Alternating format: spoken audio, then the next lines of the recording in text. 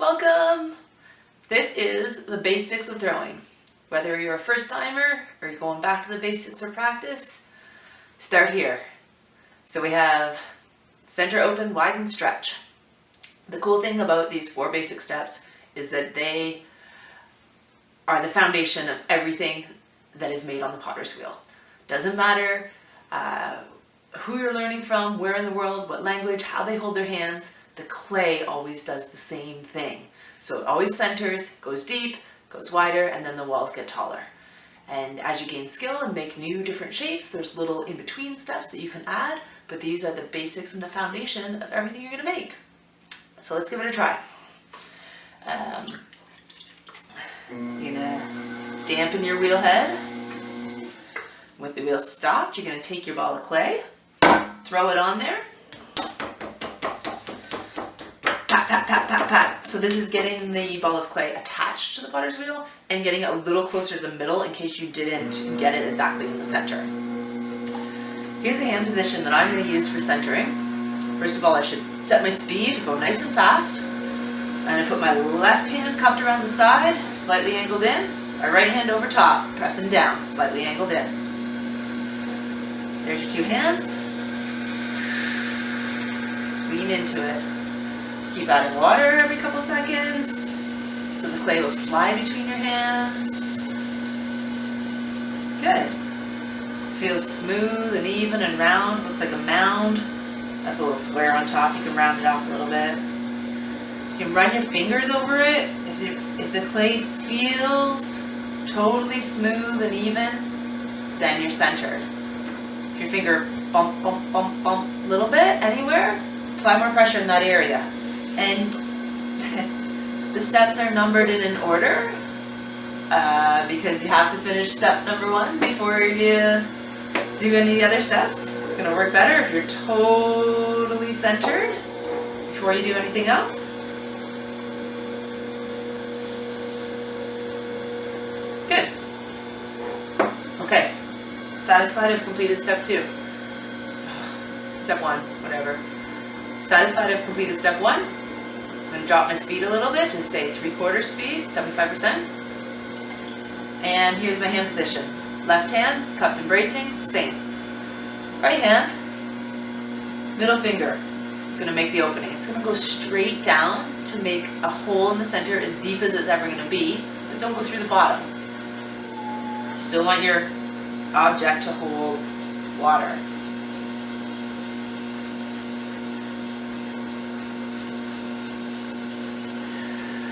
Millimeter at a time, easy does it, hold steady, push it straight down. Really, the middle finger's doing the work, and the index finger is a brace. Okay, you can stop here and check your depth. Okay. You're going to trim that later, so maybe about 1 centimeter is good. That's as deep as it's ever going to be, okay? Alright, step 3, make it wider. So the interior bottom right now is this wide. We want it to be, we're making a cylinder, so we want it to be a bit wider. So it'll hold more coffee, right? Left hand, same hand position, cupped and bracing. Speed's medium.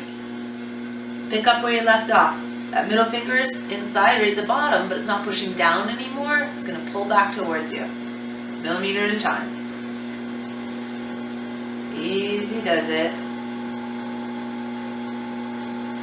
Okay, beware that you're pulling back beside your hand, not squishing the clay into the flat of your hand, which is going to make this all thinner and wobbly and out of control. 2 separate actions. This hand's bracing, this hand's pulling back towards you. Millimeter at a time. Easy does it. How wide should it be? Well, the inside's got to be narrower than the outside or it won't be attached anymore. Okay.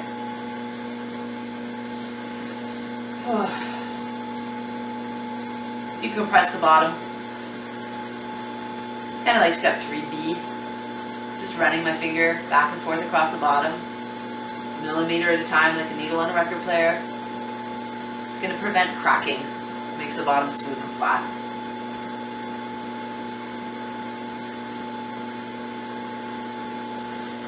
And is where the magic happens. Step 4, stretch the walls. New hand position, kind of like a steeple. Heels of your hands touching or thumbs touching, and the pads of your first 2 fingers. They're going to connect around the clay. So if this is a clock face, you're touching the wheel between 3 and 6 o'clock. Or touching the clay between 3 and 6 o'clock. And you start at the bottom, and you're going to squeeze, and you're going to go up, millimeter at a time. Easy does it. Don't panic. Follow through. Straight line, bottom to the top. Gentle, no sudden movements. Okay?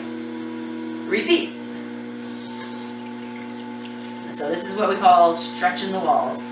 And each time you do this, the wall's going to get a little taller and a little thinner. Good strong foundation, nice good hard squeeze at the bottom. The wheel's going about a quarter speed. It's still got to turn at a decent clip so that your pottery stays round. Squeeze, and between your 2 middle fingers, millimeter at a time, slowly and steadily. Easy does it. Don't panic. Follow through all the way to the top. Keep breathing.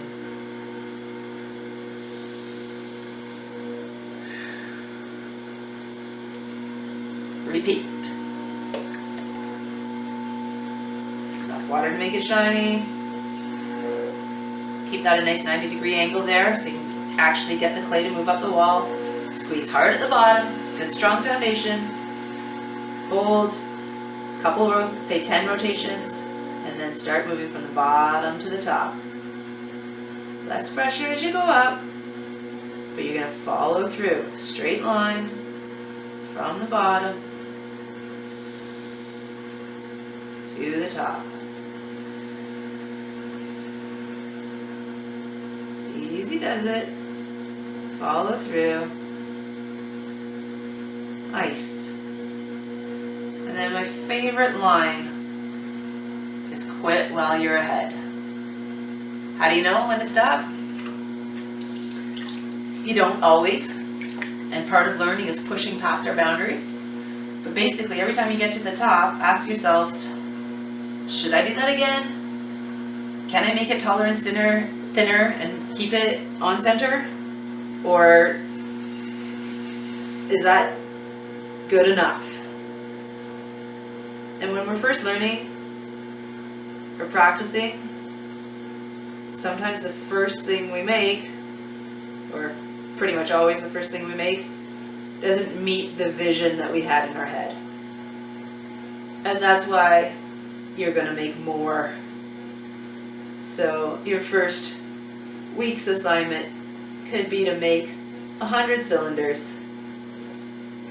I know, I'm a hard ass. And then save 10 of them.